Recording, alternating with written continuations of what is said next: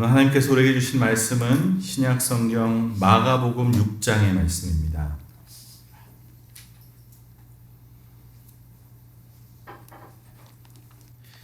마가복음 6장 7절부터 13절까지의 말씀.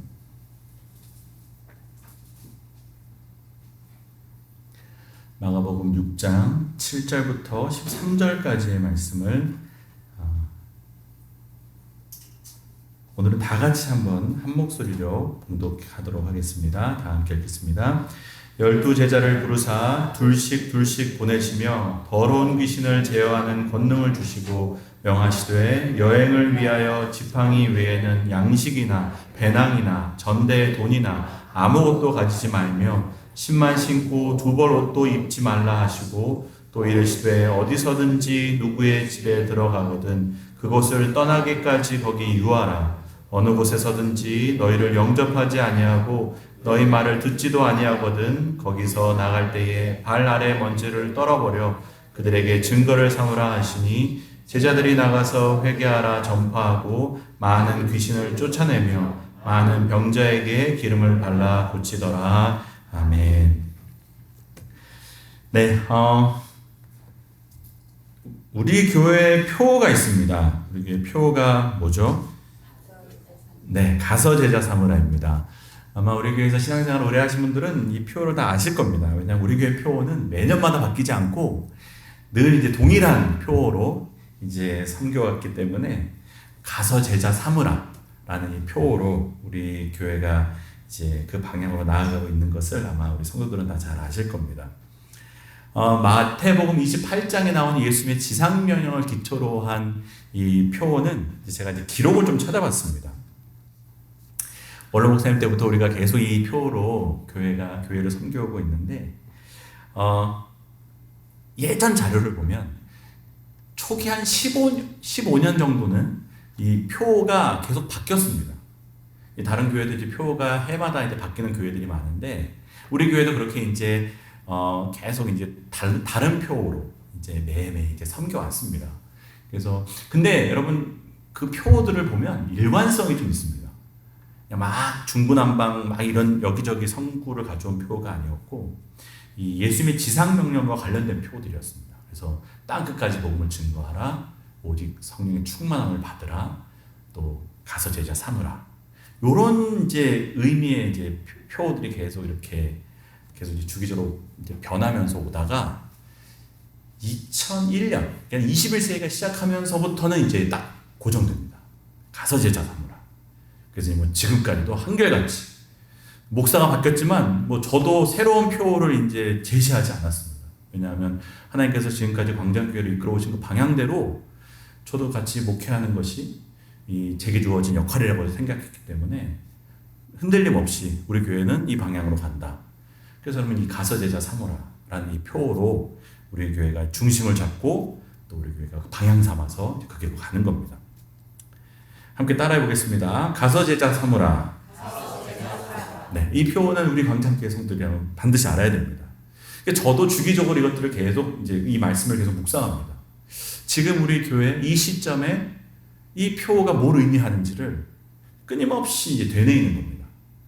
우리가 이 방향에서 혹시 다른 곳으로 가고 있는 건 아닌가? 혹시 이 방향에서 우리가 흐트러진 건 아닌가? 왜냐하면 이것들을 제가 이렇게 되뇌이지 않으면 누가 되뇌이겠습니까? 이 방향으로 가야 되니까 계속해서. 근데 여러분 이 말씀을 묵상하면서 느끼는 게 뭐냐면 이거 참 귀한 말씀입니다. 이게 다시 생각하면 생각할수록 이 말씀의 깊이를 자꾸 느끼게 되고 참 좋은 표다라는 생각들을 이제 하게 되는 겁니다. 오늘 이제 표에 대한 이제 얘기가 나와서 드리는 말씀이지만 여러분 이 가서 제자 삼으라라는 표어에서 우리가 잊지 말아야 될 것 중요한 이제 전제가 뭐냐면 가서 제자 삼으라라는 이 말씀에는 우리가 먼저 제자가 되어야 한다는 전제가 있다는 사실입니다. 제자가 되어야 제자를 삼을 수 있는 겁니다. 여러분 우리가 이 표를 우리 교회의 방향으로 삼았다는 것은 우리가 제자가 되었다는 것을 전제로 해야지 이루어지는 겁니다. 여러분 먼저 우리 교회 성도들이 예수님의 진실하고 참된 제자가 되어야 될 줄로 믿습니다. 이 제자가 되지 않는데 우리가 주님 따라가지 않고 우리가 주님 닮아가지 않고 우리가 십자가 지지 않고 우리가 섬기지 않으면서 다른 사람에게 가서 너 제자 되라, 당신 예수님을 따라라 하면 이거 너무 어불성설 아닙니까? 자기도 제자 아닌데 누구에게 제자를 삼겠습니까? 그래서 여러분, 이 제자, 가서 제자 삼으라라는 이 표를 우리가 고백한다면 내가 먼저 제자가 돼야지 라는 결심이 있어야 되는 겁니다. 우리가 제자가 되어야 가서 다른 사람을 제자 삼을 수 있는 겁니다. 제자 만들 수 있는 겁니다. 여러분, 우리 교회 성도들이 모두가 먼저 제자가 되어야 될 줄로 믿습니다. 그렇게 진실하고 참된. 그러니까 여러분, 제가 늘 강조하는 게 그겁니다. 언제나 주님의 제자로 사시고 언제나 그리스도인으로 사시고.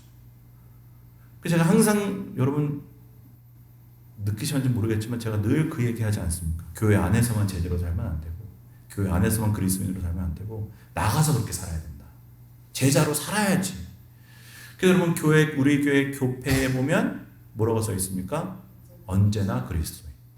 이게 사실은 제가 우리 교회 표를 묵상하면서 다 만든 문구들인 겁니다. 그냥 하는 게 아니고 우리가 항상 제자로 살아야 제자로 삼을 수 있습니까? 교회 안에서만 제자가 아니고 언제나 가정에서나 직장에서나 학교에서나 어디에서나 가게에서 물건을 사더라도 제자로 그리스도인 제자가 되어야 제자를 삼을 수 있습니다. 여러분, 우리가 제자가 되어야 된다는 겁니다. 여러분, 이 표를 우리가 생각했을 때 오늘 본문의 말씀은 우리 교회에 아주 중요한 의미가 있는 말씀인 겁니다. 왜? 오늘 본문은 주님이 제자들을 부르셔서 파송하시는 내용이기 때문에 그렇습니다. 너희들이 가서 제자 삼으려면 이거 조심해야 돼.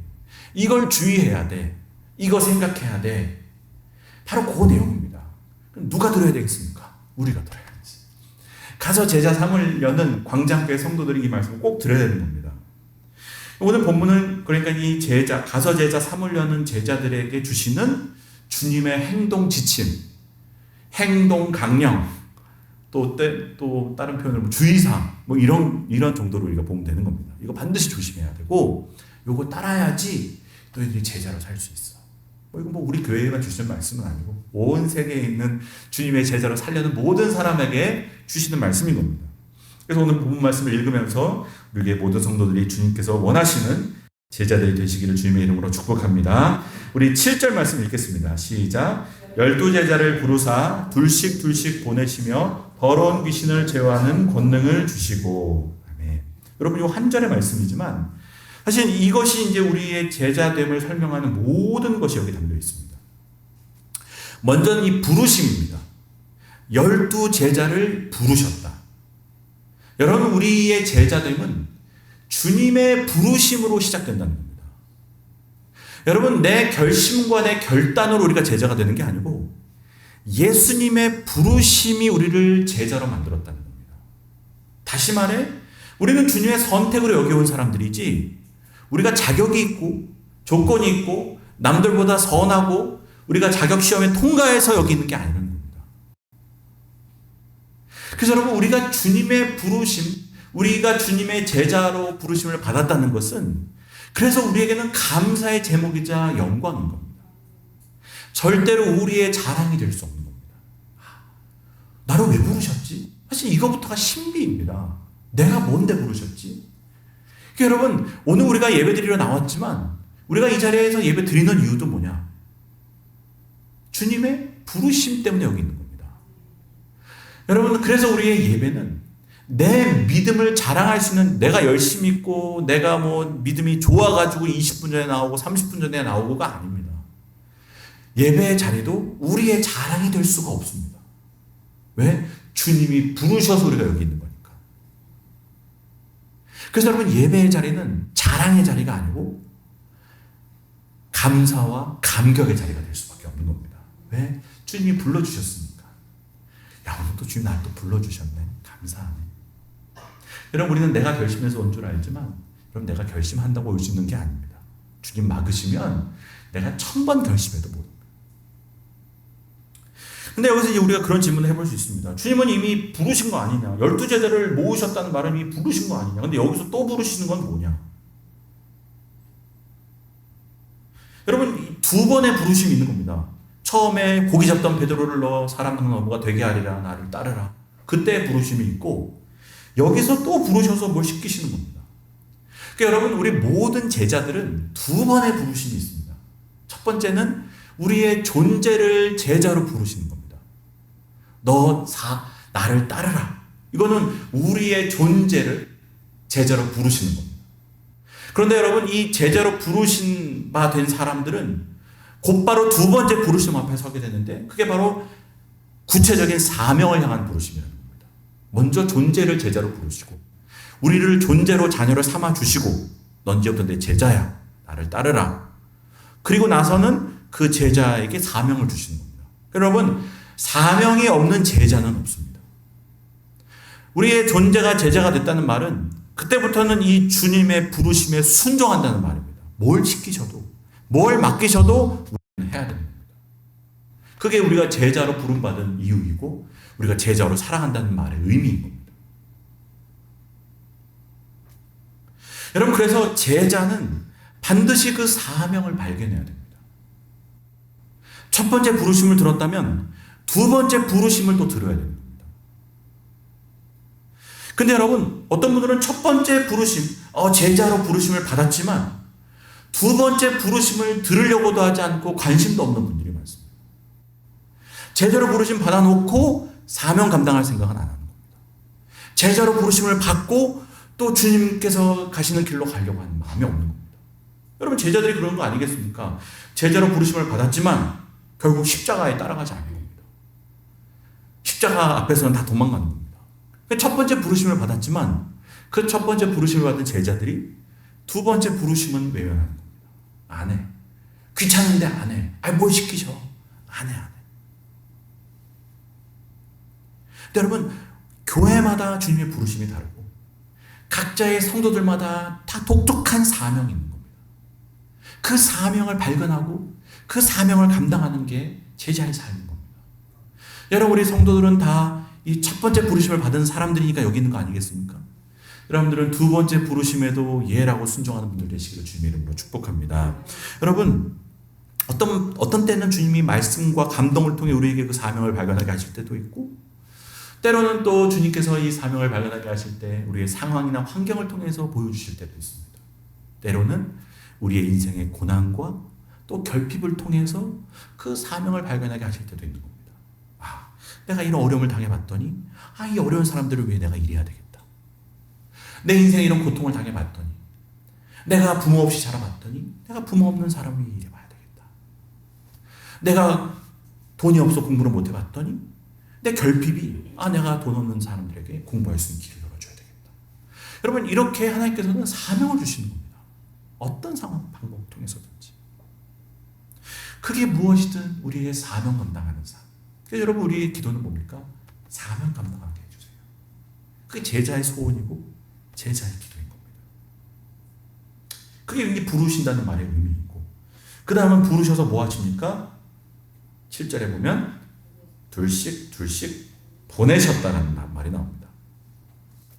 여러분, 이 보내셨다는 말이 나오는 순간 드는 질문이 있는데, 그게 뭐냐면, 이거 뭐 제자들은 아직 훈련도 제대로 안 보냈는데 이거 보내셔도 되나? 여기 보시면 이 본문이 진행되는 상황이 언제인지 정확히 모르겠지만 3년이 안 된 겁니다. 많이 잡아야 2년이고 뭐 1년이 안 될 수도 있습니다. 1, 2년밖에 안 된 제자들을 이거 보내셔가지고는 이거 사명을 감당할 수 있나? 사실은 이런 질문을 하게 됩니다. 주님 도대체 보내셔도 되는 겁니까? 근데 여기서 이제 우리가 깨달아야 되는 건 뭐냐면, 하나님의 나라를 섬기고 주님께서 주시는 복음을 증거하는 일은 오늘 제자가 된 사람들에게는 힘들고 50년 동안 제자로 살았던 사람에게는 쉽고 그런 문제가 아니라는 겁니다. 여러분, 우리 인간은 자격을 따지고 준비가 됐냐 안 됐냐를 따지지만, 그러나 여러분, 우리가 감당하는 사명은 내가 하는 게 아닙니다. 본질적으로 누가 하시냐? 하나님이 하시는 겁니다. 성령님이 하시는 겁니다.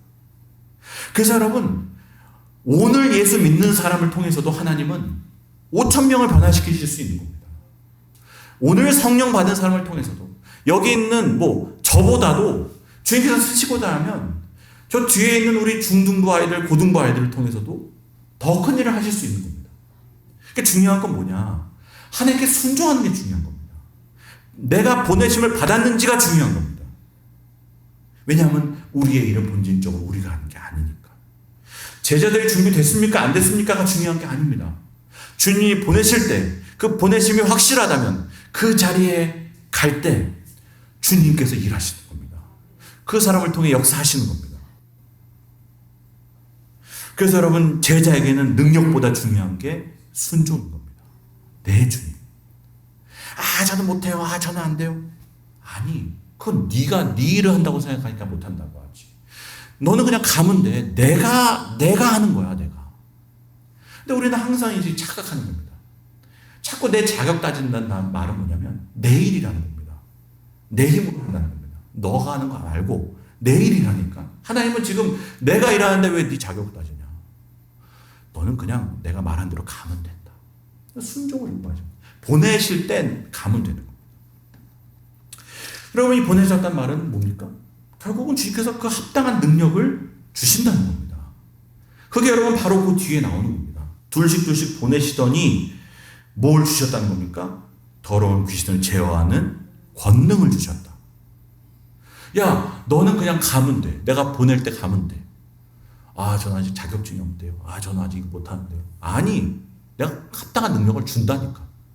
권능을 주신다는 겁니다. 물론 여러분, 제자들이 할 수 있는 일은 아닙니다. 만만한 일이 아닙니다.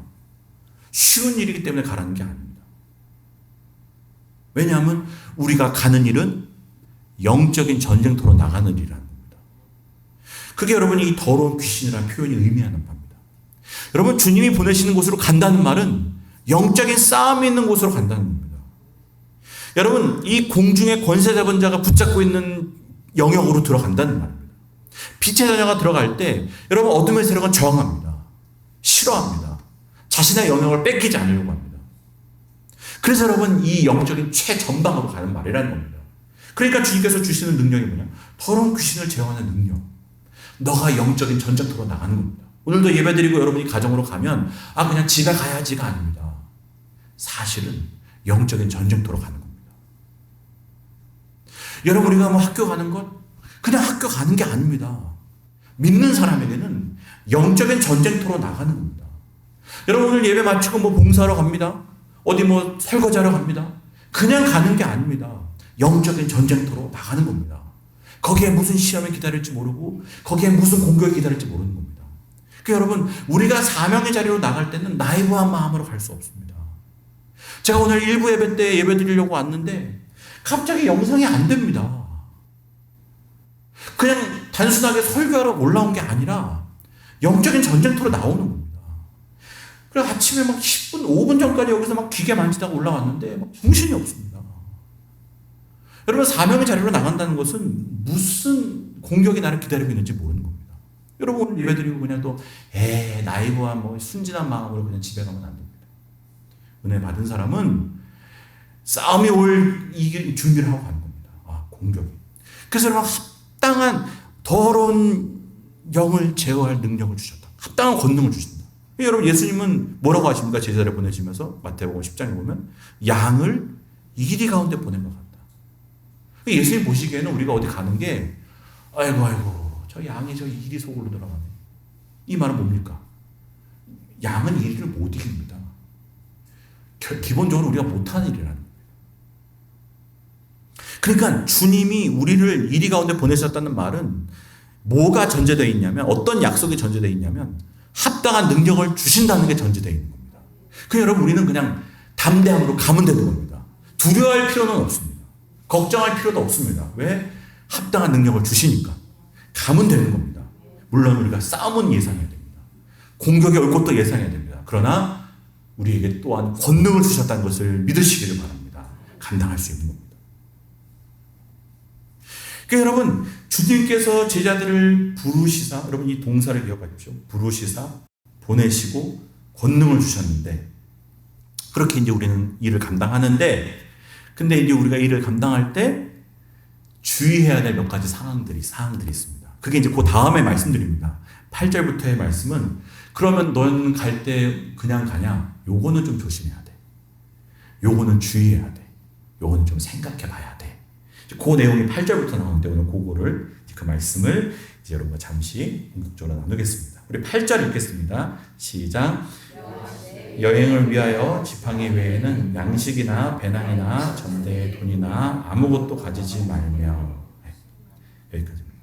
근데 제가 이제 8절을 읽기 전에 7절에서 한 가지 이제 빼먹을 뻔했는데 여러분 먼저 우리가 생각해야 될 것은 이 7절에 나오는 둘씩이라는 말씀입니다. 둘씩. 여러분 주님이 보내시는데 특이한 점이 뭡니까? 둘씩 보내셨다. 여러분 일의 효율을 생각하면 12명을 12지역으로 보내는 게 더 많은 데 일할 수 있습니다. 그렇지 않겠습니까? 그리고 여러분 옆에 있으면 힘듭니다. 귀찮습니다. 혼자 일하는 게 편하지. 12명을 한 명씩 너는 서울로 가고 그럼 도시를 12개를 할 수 있는 거 아니겠습니까? 근데 둘씩 하면 6개밖에 못 갑니다. 그럼에도 불구하고 예수님은 아니야. 둘씩 가라고 하시는 겁니다. 왜 그러셨겠습니까? 너무 쉬운 질문이라 대답을 안 하시는 거죠. 여러분 그냥 간단하게 1차적으로 생각하면 서로를 돕고 격려하고 서로에게 힘을 주라는 겁니다. 혼자 일하는 건 쉽지 않다는 겁니다. 여러분 혼자 일하면 얼마나 어렵습니까? 다 책임져야 됩니다. 낙심될 때 옆에 있는 사람이 좀 격려해주고 그래요. 1 더하기 1은 2가 아니라 1 더하기 1은 3이 될 수도 있고 4가 될 수 있습니다. 왜? 서로 시너지가 나오는 겁니다. 내가 힘들 때는 이 사람을 도와주고 내가 포기하고 싶을 때는 또 저 사람을 도와주고 여러분 그렇게 일을 감당하라는 겁니다. 혼자 못해. 여러분 혼자 골방에 들어가서 예수님 믿으면 잘 믿을 것 같지만 사실은 여러분 우리가 같이 예수님 믿어서 잘 믿는 겁니다. 여러분 장작이 하나면 오래 못하는 겁니다. 뭉쳐야 오래 타는 겁니다. 그래서 여러분 주님은 둘씩 하라는 겁니다. 그러니까 여러분 중요한 건 뭐냐? 제자들에게 중요한 건 뭐냐면 빨리 함께 일하는 법을 배워야 됩니다. 왜? 주님의 기본 단위가 둘입니다. 혼자 일하면 안 돼. 여러분 어떤 분들은 막 능력도 있고 뭐 마음도 있고 열정도 있고 경험도 많고 그런 분들이 있습니다. 다 좋은데 함께 일하는 법을 모르는 분이 있습니다. 그래서 시험들은 얼마나 많은지 모릅니다. 막 뜨겁고 막 열정적이고 막 맡기면 막 다 해내고 막 재력도 있고 뭐 뭐도 있고 다 있습니다. 시간도 있고 다 있는데 어떤 분들은 그것 때문에 넘어지는 겁니다. 함께 일하는 법을 몰라가지고 독단적이고 나만 옳고 뭐 나만 잘난 분들은 여러분 이건 제자의 역할을 감당 못하는 겁니다. 그래서 여러분 둘씩 일하라는 이 말씀의 의미에는 훈련의 의미도 있습니다. 너 세상을 섬기기 전에 먼저 네 옆에 있는 사람을 섬길 수 있는 사람이 되어야 된다는 겁니다. 옆에 있는 사람을 섬길 줄 모르는데 어떻게 세상을 섬기냐. 여러분 저도 20대 때 뭐 맨날 기도하면서 하나님을 위해 일하게 해주세요. 뭐 하나님을 위해 큰 일하게 해주세요. 뭐 기도했습니다. 근데 그럴 때마다 주님께서 저에게 분명히 보여주셨던 건 뭐냐. 네 옆에 있는 사람부터 제대로 섬겨. 네 부모님부터 제대로 섬기고 네 친구부터 제대로 섬겨. 여러분 이거부터 시작한다는 겁니다. 야 둘이 가면서 네 옆에 있는 사람. 여러분 우리가 여행해 보면 알겠지만 여행을 해봐야 볼 꼴 못 볼 꼴 다 봅니다. 같이 다니는 게 보통 어려운 게 아닙니다. 그거부터 감당해 보라는 겁니다. 우리는 보통 옆에 있는 사람을 무시하고 옆에 있는 사람을 쉽게 생각합니다. 그러면서 세상에 큰 일을 하려고 하는 겁니다. 옆에 있는 사람을 섬기지도 못하는 사람이 국회의원 되려고 그러고 뭐 회장님 되려고 그러고 사장님 되려고 그러고 승진하려고 그러고 야, 네 옆에 있는 사람도 못 섬기는데 무슨 국회의원을 하냐. 네 옆에 있는 사람도 못 섬기는데 무슨 대통령을 하냐. 네 옆에 있는 사람을 섬기는 것부터 시작하는 거야. 너 둘이 여행 다니면서 그 네가 여행하는 그 섬기는 그 지역으로 가기 전에 네 옆에 있는 사람 밥 한번 해줘봐. 네 옆에 있는 사람 더러워진 발 한번 닦여줘봐. 그거부터 해야 그것도 할 수 있는 거야. 여러분 둘씩 보내시는 이유는 서로 격려하고 힘을 주라는 의미도 있지만 결국 둘을 통해 서로 훈련받으라는 겁니다. 네 옆에는 한 사람을 섬기는 것부터 시작하는 겁니다. 여러분 뭐 우리가 일하는데 한 손님도 못 섬기는데 여러분 손님이 1000명, 10,000명 몰려오게 해주세요. 어떻게 하겠습니까? 한 사람 한 사람을 잘 섬겨야 나중에 1000명도 오고 10,000명도 감당하지. 한 사람을 섬겨야지. 그러니까 여러분 둘이 갈라서면 일을 못하는 겁니다. 우리 제자들은 먼저 옆에 있는 한 사람을 잘 섬기는 사람이 되어야 될 줄로 믿습니다. 여러분 그래서 여러분 혼자 일하지 마십시오. 꼭 같이 일하시고 혼자 일하다가 어려우면 부탁도 할 줄 알고 일을 나눠줄 줄도 알고 여러분 그게 제자입니다. 제자는 독불장군처럼 혼자 하는 게 아닙니다. 나만 능력이 있어서 내가 일하는 게 아닙니다. 나누고 베풀고 그래서 여러분 혼자 일하다가 넘어지는 분도 없으시길 바라고 또 혼자 일을 다 감당해냈다고 자만하는 분도 없으시길 바랍니다. 주님 그거 기뻐하지 않으십니다. 네 혼자 일했다고 네 잘나가지고 네 자만해 빠지고 교만해지는 거 또 하나님 원하시지 않으시고 네 혼자 일하다가 또 혼자 못해 먹겠다고 때려치는 거 포기하고 낙심하는 것도 원하시지 않습니다. 같이 일해야 돼 제자. 여러분 우리 광적교회 성도들은 함께 일하는 분들 함께 일할 줄 아는 성도들 되시기를 주님의 이름으로 축복합니다. 그리고 이제 8절 말씀인데 우리가 8절을 방금 읽었는데 여행을 위해서 지팡이 외에는 양식이나 배낭이나 전대의 돈이나 아무것도 가지지 마라. 여러분 이거는 좀 제자들에게 좀 너무하신 거 아닙니까? 여러분 이거 그러니까 좀 선을 넘으셨다고 생각하지 않으십니까? 아니 일을 하려면 돈이 있어야지. 돈도 가져가지 말고 배낭도 메지 말고 아무 양식도 식량도 들고 가지 말라는 겁니다. 아니 하나님 지금 있어도 못할 판에 지금 이거 다 가져가시면 뭐로 일하라는 겁니까? 뭐로? 여러분 주님은 이 말씀을 통해 뭘 깨닫게 하시는 겁니까? 먼저는 내가 다 준비해 놨다는 겁니다. 걱정하지 말라는 겁니다. 그리고 뭘 얘기하시는 겁니까? 주님만을 철저히 의지하는 게 제자라는 겁니다. 우리의 문제는 뭐냐? 우리는 항상 뭐가 문제냐고 생각하냐면 있냐 없냐 가진 게 있냐 없냐 이게 우리에게 문제입니다. 그러나 주님은 뭐가 문제입니까? 너가 가진 게 있냐 없냐가 문제가 아니고 너가 전적으로 나를 의지할 수 있냐 아니냐가 문제입니다.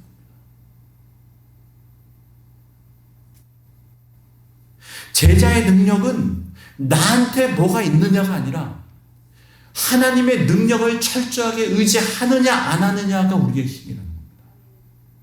너 지금 뭐 바라보고 사냐? 뭐로 일하려고 하냐?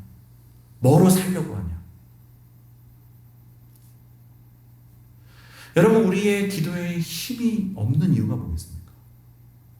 우리의 사역의 능력이 안 나타나는 이유가 뭐겠습니까? 사실 우리가 가진 게 많습니다. 기도할 필요가 없습니다. 부르짖을 필요가 없습니다.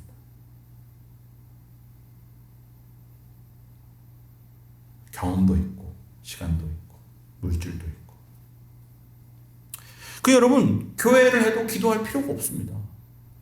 대충 할 수 있습니다. 다. 여러분 그래서 여러분 직분 받아도 기도하는 사람이 없고 일을 맡겨도 기도하는 사람이 없습니다. 왜? 그냥 내가 하던 대로 하면 되는데 뭐 이렇게 하면 다 되는데 이미 전대에 돈이 가득하고 배낭 안에 여벌의 옷이 가득합니다. 그러니 기도할 필요가 없습니다. 여러분 그게 우리 시대의 제자들의 연약함이 여기서 비롯된다는 겁니다.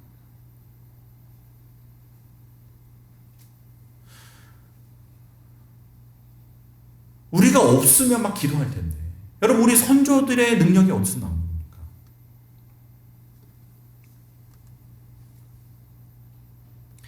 사실은 아무것도 없던 시절. 근데 그래서 능력이 있었던 겁니다. 일제강점기. 우리 신앙의 선조들은 아무것도 없었습니다. 근데 그래서 능력이 있었습니다. 왜? 주님께 빈손 들고 갈 수밖에 없는 겁니다. 아무것도 없습니다. 하나님. 주님밖에는 길이 없습니다. 근데 여러분, 우리는 가진 게 많으니까 기도 안 합니다. 이 사람이 안 해주면 저 사람이 해주고, 저 사람이 아니면 이 사람이 해주겠지. 다. 여러분, 이 배가 부르니까 기도하지 않습니다. 당장. 근데 여러분, 예전 우리 믿음의 선조들은 당장 쌀떡에 쌀이 없고, 당장 교회에 뭐 해도 할 수 있는 게 없고, 그러니까 그냥 기도밖에는 하고, 주님 없으면 죽습니다, 우리. 그러니까 여러분, 주님께 기도했더니. 그러니까 주님의 능력이 내 능력이 되는 겁니다. 여러분, 내가 가진 힘으로 하면 내 힘이 한계지만, 여러분, 주님의 능력으로 하면 주님의 무한함이 내게 되는 겁니다. 한계가 없는 겁니다. 여러분, 내 인격으로 일하려고 그러고 내 경험으로 일하려고 그러면 그거 이상 못합니다. 그래서 여러분, 제가 저에게 늘 스스로 원고에도 없는 말입니다. 제 스스로에게 늘 하는 게 그겁니다. 제가 가진 지식과 인격과 가진 것으로 목회하면 딱 그거밖에는 못합니다. 근데 여러분, 내 걸 다 비워야지 하나님의 교회를 할 수 있는 겁니다. 하나님의 능력을 일할 수 있는 겁니다. 진짜 죄송합니다. 배우지 못하고 성격도 이상하고 아무것도 가진 것이 없어서 하나님 주님밖에는 없습니다. 주님밖에는 내 길이 없습니다. 주님 외에는 내 힘으로는 목회할 수 없습니다. 아무도 날 좋아하지 않고 아무도 날 따르는 사람이 없고 아무도 날 찾는 사람이 없습니다. 여러분, 그런 목회자가 오히려 저는 더 능력 있는 목회자라고 생각합니다. 갖춘 게 많고 가진 게 많고 아는 게 많은 사람, 그거 이상 못합니다. 그러나 아무도 날 좋아하는 사람이 없으니 교회에 누가 오겠습니까? 저를 불쌍히 여겨주십시오. 저는 그런 목사님들이 더 능력 있다고 생각합니다. 왜? 네가 못하니까 내가 하겠다. 하나님의 능력이 그런 것이 되는 겁니다. 그래서 주님은 팔복을 시작하시면서 제일 처음 뭐를 얘기하십니까? 심령이 가난한 자가 복이 있다. 우리 생각에는 많이 갖춘 사람이 복이 있다고 생각합니다. 근데 갖춘 사람은 팔복의 내용을 봤을 때 그 사람은 오히려 불행한 사람인 겁니다. 왜? 기도할 필요가 없으니까. 근데 심령이 가난한 사람들, 주님밖에 없다는 사람은 복이 있는 사람이라는 겁니다. 그 사람 천국이 네 거야. 하나님의 능력이 네 거야. 내 모든 게 네 거야. 왜? 나는 빈손이니까. 여러분, 우리가 직분을 맡고 일을 할 때 우리가 해야 될 일은 막 머리가 돌아가면서 이거 막 하는 게 아닙니다. 뭘 맡겼으면 빈손 들고 쉽게 나가는 겁니다. 저는 할 수 없습니다. 주님 도와주십시오. 제자는 그런 사람들이라는 겁니다. 너 전대에 돈이 많고 배낭에 뭐가 가진 게 많고 너 양식이 많으면 만든다. 빨리 비우고 나를 철저히 의지하는 겁니다. 의지할 때 하나님의 능력으로 살아가는, 또 하나님의 능력이 내 것이 되는 복이 있는 제자들이 될 줄로 믿습니다. 여러분, 그리고 우리 다음 절 읽겠습니다. 10절 읽겠습니다. 시작.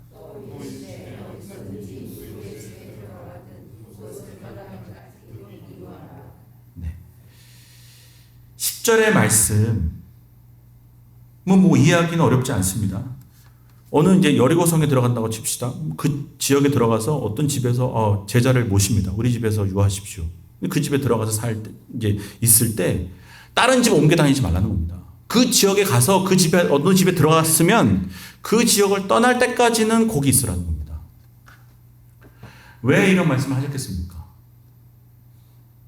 너가 돌아다니면 그 초대한 사람의 시험 들까 봐? 물론 그럴 수도 있는데 여기에는 본질적으로 뭘 의미하는 거냐면, 여러분, 처음 간 곳이 마음에 안 들 수 있습니다. 처음 간 집이 가난한 집일 수 있지 않겠습니까? 거기 들어갔다고 막 옮겨 다니지 말라는 겁니다. 여기 가만 봤더니 여리고에 부자들이 많네. 삭개오네 집도 부자고 저기도 저 집에서도 오라고 그러고 이 집에서도 오라고 그러니까 아유 그럼 저 집으로 한번 가야지. 아 이 집으로 한번 더 가야지. 돌아다니지 말라는 겁니다. 여러분 눈에 보기에 더 좋은 조건이 들어올 수도 있고 눈에 보기에 더 편한 길이 내 눈에 보일 수도 있는데 그러나 하나님의 부르심을 받은 제자는 자기의 유익을 구하는 사람이 아니라는 거예요. 여러분 제자로 부름 받아서 뭐 교회를 해도 자기밖에 모르는 사람이 있습니다. 자기 교회에서 일을 하는데도 직분을 받았는데도 자기 유익을 구하는 사람이 많은 겁니다. 더 쉬운 예를 드리면 여러분 목사가 어디서 사례비 더 많이 준다고 거기 가보 한 달 일하다가 저기서 사례비가 더 많이 주냐고 저기 가고 여기서 사례비 더 많이 주면 저기 가고 저 교회는 BMW 준다는데 저기 가고 그럼 여러분 뭐라고 그러겠습니까?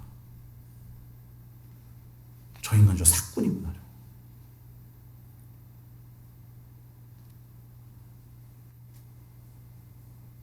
목사가 손가락질하지 않겠습니까? 저거 예수 팔아가지고 지 유익 구한 인간이네 저 인간. 근데 여러분 목사들만 그런 게 아니라 교인들 중에도 그런 교인이 많다는 겁니다. 교회 와서도 자기 유익만 찾고 교회에서 자기 득이나 보려는 사람들. 뭐 어디 주는 거 없나? 뭐 어디 얻을 거 없나? 어디 뭐 먹을 거 없나? 여러분 직분을 받았는데도 내 유익 밖에는 관심사가 없습니다. 교회가 여기 와서 내 머리가 그냥 내 유익으로 돌아가는 사람들이 있는 겁니다. 뭐 더 가져갈 거 없나? 더. 여기서 뭐 사업하면 이득이 될까? 교인, 여기서 장사하는 것보다 좀 큰 교회 가야지 장사하기 더 좋겠다. 이게 모든 게 다 그런 눈으로 보는 겁니다. 그런데 여러분 이게 의외로 많습니다. 교회의 득을 보려는 사람들이 많습니다. 내가 예수님 제자 돼서 예수님 덕 보려는 사람들이 많은 겁니다. 그거는 제자가 아니라는 겁니다. 제자는 뭐냐? 제자가 됐으면 나는 이 정도로 된 겁니다. 나는 이미 은혜 받은 겁니다. 여러분 우리가 항상 교회는 뭐 어떻게 생각해야 되냐? 나는 이만하면 됐다. 이제는 하나님의 유익을 위해, 교회의 유익을 위해, 이웃의 유익을 위해 사는 겁니다. 근데 여러분 예수님을 30년 40년 믿으면 이게 오히려 거꾸로 갑니다. 어디 얻어먹을 거 없나? 어디 뭐 가져갈 거 없나? 여기 뭐 줄 거 없나? 그래서 사실 여러분 제가 작년 올해부터 제가 창립기념 선물도 없앴습니다. 창립기념 하는데 우리가 왜 선물을 받아갑니까? 사실은 이게 자꾸 이제 이상해지는 겁니다. 교회가 오래 가다 보면 자꾸 뭐 받아갈 생각만 하는 겁니다. 여기서 내 유익을 구할 생각만 하는 겁니다. 여기서 뭐 얻어낼 생각하는 겁니다. 그건 다 똑같은 거 아니겠습니까? 그거 아니라는 겁니다. 신앙은.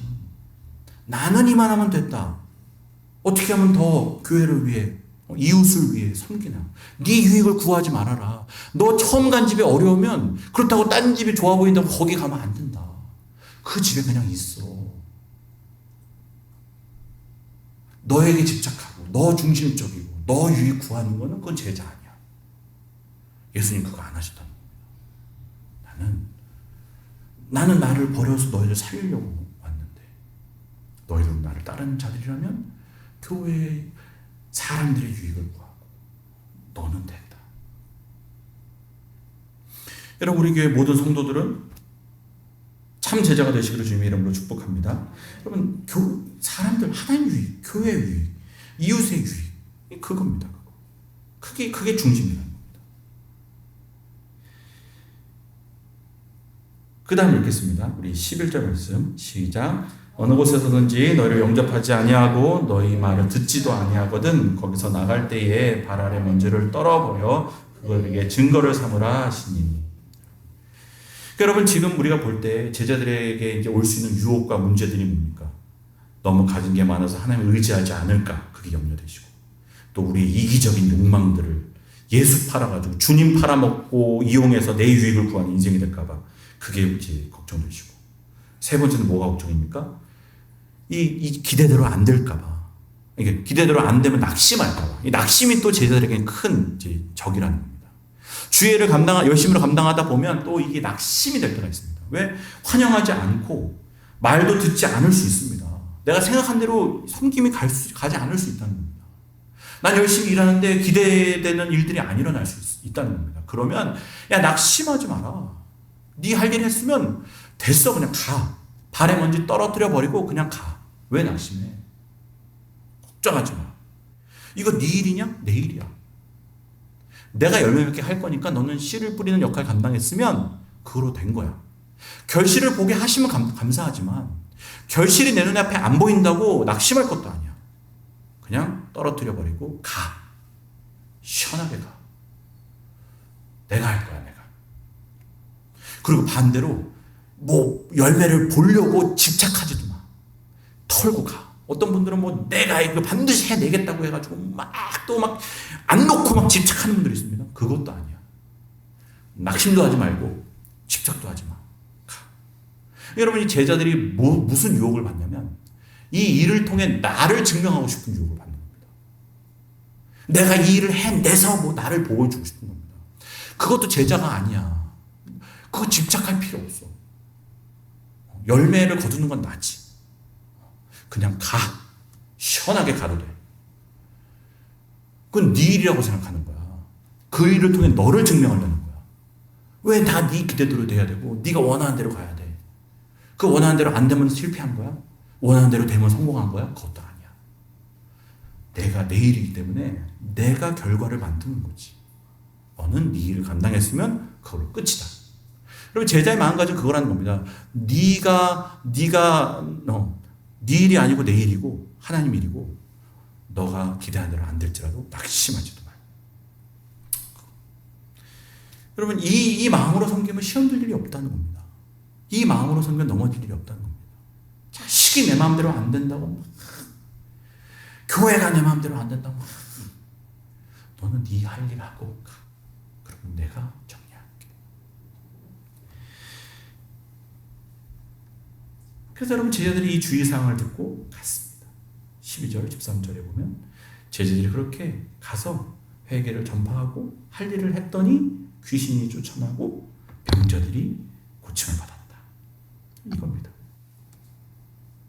여러분, 제자들이 모든 건 내려놓고 다 버리고 주님 의지하면서 둘씩 옆에 있는 사람 섬기면서 그냥 주시는 일 감당하고 뭐 결과가 있건 없건 그냥 순수한 마음으로 일했더니 역사가 나타났다는 겁니다. 이루어졌다는 겁니다. 그러니까 주님의 마음으로, 순수한 마음으로 내려놓고 주님 의지해서 일하면 된다는 겁니다. 그거로 됐다는 겁니다. 여러분, 우리 교회 표를 다시 한번 기억할 때 가서 제자 삼으라. 너 가서 제자 삼으려면 이렇게 해야 돼. 내 옆에 있는 제자보다 먼저 섬길 줄 알아야 되고, 너 철저히 주님만 의지해야 돼. 내 유익보다 하나님과 교회와 또 성도들의 유익을 구하고, 그리고 낙심하지 말고 집착하지도 말고 순수한 마음으로 일하면 된다. 그게 가서 제자 삼으라. 가서 제자 삼을 우리들에게 주시는 주님의 말씀인 줄 믿습니다. 그렇게 여러분, 오늘 주신 말씀 기억하시면서 우리의 모든 성도들이 주의 참된 제자가 되어 가서 제자 삼으시라는 주의 명령을 이루는 복된 교회가 되기를 주님의 이름으로 축복합니다. 기도드리겠습니다. 하나님 아버지, 우리가 제자로 부름 받았는데 제자가 되는 일에 대해 얼마나 진지하고 참 제자가 되기 위해 얼마나 몸부림쳤는지를 돌아봅니다. 어떻게 그냥 제자가 되겠습니까? 하나님, 우리가 제자 되는 법을 잘 배우게 하여 주시옵소서. 오늘 주시는 말씀 기억하게 하여 주시옵소서. 그렇게 이 세상을 섬기기 전에 먼저 내 옆에 있는 제자들과 함께 일하는 법, 내 옆에 있는 제자를 먼저 섬기는 법을 배우게 하여 주시옵소서. 그리고 우리의 것을 의지하지 않고 철저히 주님을 의지하는 저희들 되게 하여 주시옵소서. 또 내 유익보다, 내 이익보다 저는 이만하면 됐습니다.